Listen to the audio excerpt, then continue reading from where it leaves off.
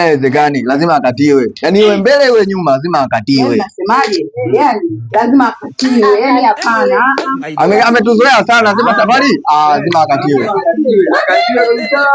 Ndio wewe mwite kwanza mzee. Oya, tuanganye. Oya. Wewe mda wote nakuita uko ndani, hebu toka. Kuna nini? Kuna lipi? Njoo. Na asubuhi jamani. Mbaya. Oa mzee, sikia kwanza. Tumekaa hapa tumejiorganize kama mpangaji wako, tumeona bora safari ukatiwe. Akatiwe. Akatiwe. Ukatiwe. Yaani hivyo sisi tumekaa. Ina maana nyie mmekaa mmejadili mimi baba yenu nikatiwe. Ukatiwe. Ukatiwe. Mbona wengine wanakatiwa? Kama mnakatiwa nyie na mimi baba yenu nikatiwe. Ukatiwe. Kama mkoti. Habibu ukatiwe.